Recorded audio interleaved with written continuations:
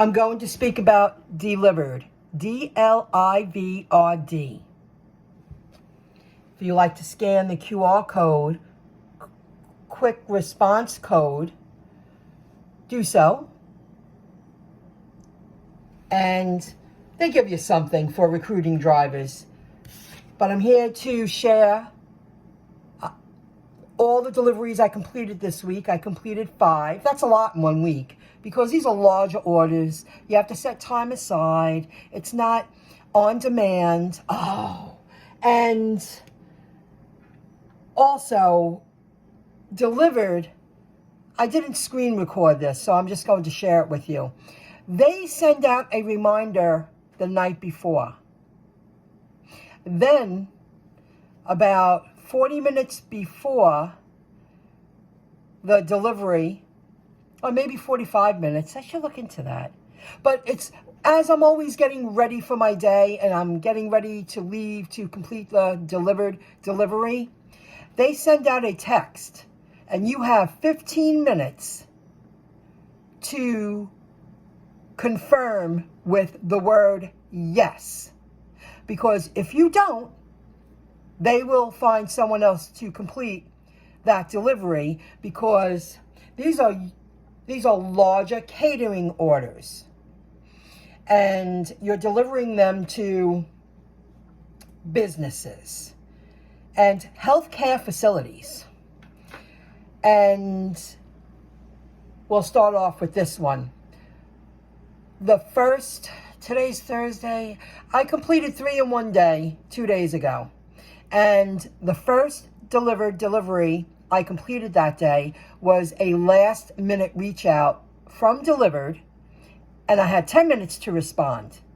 Yes, if I was able to take it. I happened to hear the text. I was really grateful. Always keep an ear out for those texts because you'll miss an opportunity to decide if you want to take an offer or not for dlivrd. And I was like, yeah, today's going to be the day. I did completed 3 in 1 day. It was at a place called, I believe, Noodles and Company. And here's something to share with you. They had everything in a huge box. Huge. There was no way I could take that and just walk out of the restaurant.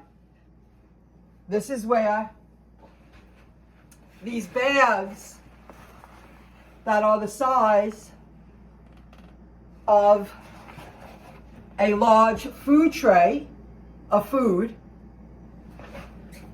come in handy because I said I have to take that out. I have to use my bags. And I happen to have 4 bags, thank God. Thank goodness.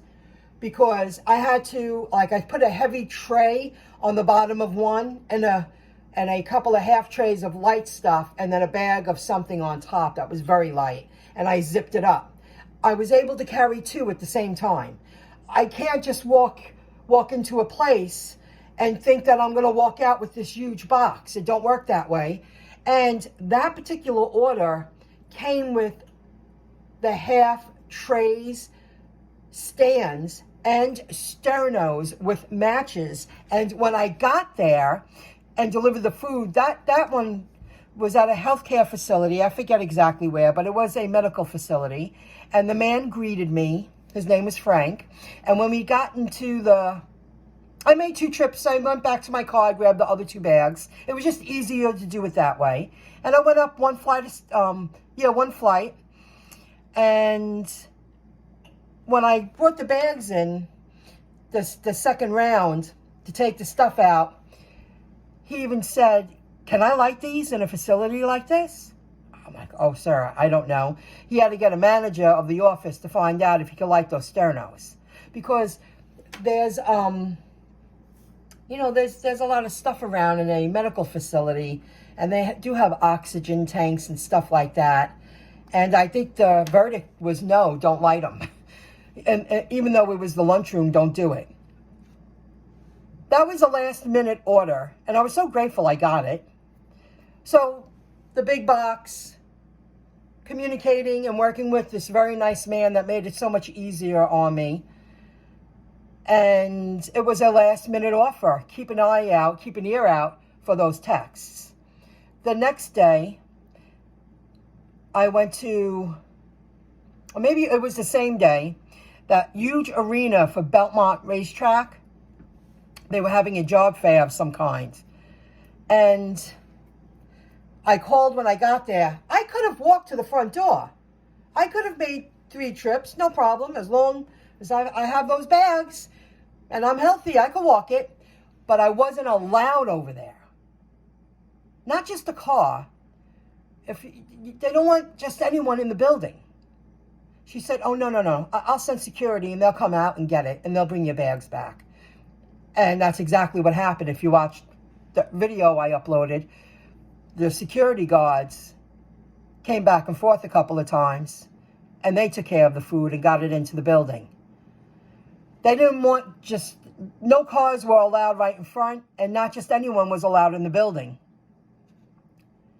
Yesterday, I delivered to a doctor's office in Amityville, and it was a pretty big facility.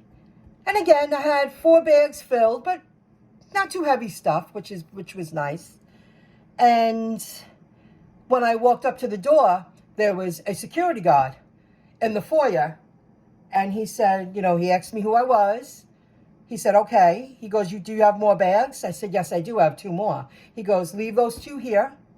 Come back with the other 2, and I'll bring you to the back room. I can't just let you in there by yourself. Got it. Not a problem, sir. Did it. He walked me all the way down because there's a locked door from the waiting room. He had to buzz me in.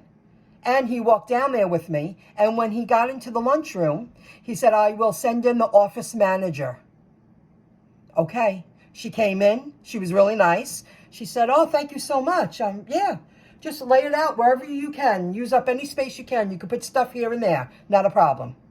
When I left, he was like, you have a good day. Take care. You're not allowed into every facility. You take these, doctor's offices and medical facilities don't just let you roam the hallways. They don't just let you in.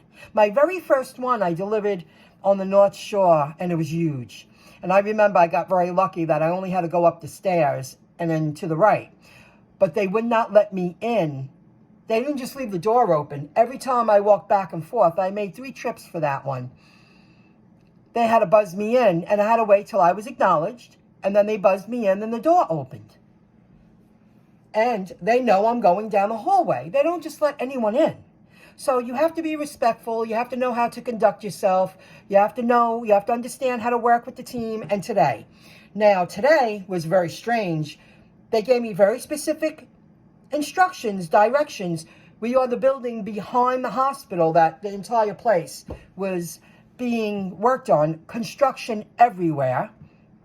When I pulled up, the valet guy would not answer any of my questions. He just kept saying, I'm just valet. I don't know. Where other places that don't fly, usually the valet people tell you what to do and where you can park and put your lights on and come right back and do what you got to do. It's this guy just made it a little harder than it needed to be. So I called, and the woman, she said, this is what you're going to do. You're going to go to the front desk. You're going to ask for Alyssa, and Alyssa will escort you with the food up to the first floor to the conference room. I go, okay. I said, front desk, Alyssa, first floor, conference room. And she was like, yeah, thank you. I was like, no problem. Thank you. Because I think she thought she was going to have to repeat herself several times. She did not. So when the woman came out, she came out with another security guard.